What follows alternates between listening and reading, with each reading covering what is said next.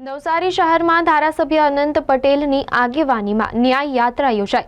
1 મહિના અગાઉ બિગરી ગામે થયેલ મારામારીને લઈને આ ન્યાય યાત્રા યોજાઈ। નવસારી શહેરમાં ધારાસભ્ય અનંત પટેલની આગેવાનીમાં ન્યાય યાત્રા યોજાઈ। 1 મહિના અગાઉ બિગરી ગામે થયેલ મારામારીને લઈ ન્યાય યાત્રા યોજાઈ। એક યુવકને કેટલાક યુવકોએ માર મારતા પોલીસ ફરિયાદ નોંધાઈ હતી। ન્યાય યાત્રામાં બિગરી ગામના લોકો મોટી સંખ્યામાં ઉપસ્થિત રહ્યા હતા।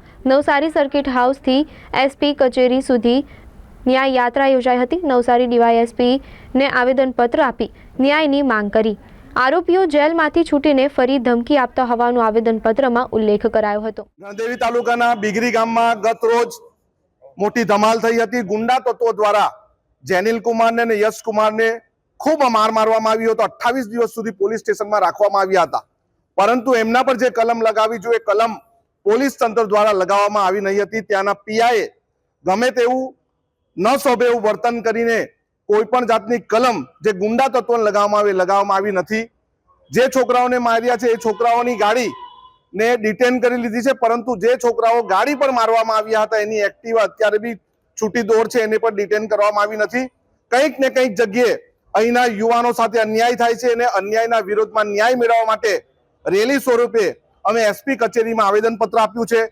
જો અમારી માંગણી ન સ્વીકારવામાં આવે, 307 ન દાખલ કરવામાં આવે તો અમે એસપી કચેરી નવસારી પર ધરણા પ્રદર્શન કરીશું। મારા છોકરા પર જ અમારું કુટુંબ ચાલે। મારા છોકરા 24 વર્ષના છે, 15 વર્ષનો ઉપર ત્યારે નોકરી પણ એ જાય તો આજે અમારું એના પર જ સંચાલન બધું ચાલે। તો એને નોકરી પણથી આવતા એ લોકો મારે ગાડી પર આવતા એ લોકોને ટોળી પાડીને માર્યા। તમારા છોકરાને ભગતા એ લોકો માર્યો। 15 છોકરા થઈને મારા છોકરાને માર્યો એ લોકો। તો હવે અમારે શું કરવાનું, કેવી રીતે જીવવાનું? આજે અમારી પરિસ્થિતિ એટલી ખરાબ છે કે 10 લાખનો ખર્ચો થયો, 4 હોસ્પિટલ બદલી અમે, આટલો ખર્ચો થયો તો બી એ લોકો મુકુંદ સાહેબે મેં 2 વાર અરજી લઈને ગઈ તો મને એમ જવાબ આપે કે 307ની કલમ નહીં લગાવાય, એવી રીતના અમને જવાબ આપ્યો એ સાહેબે।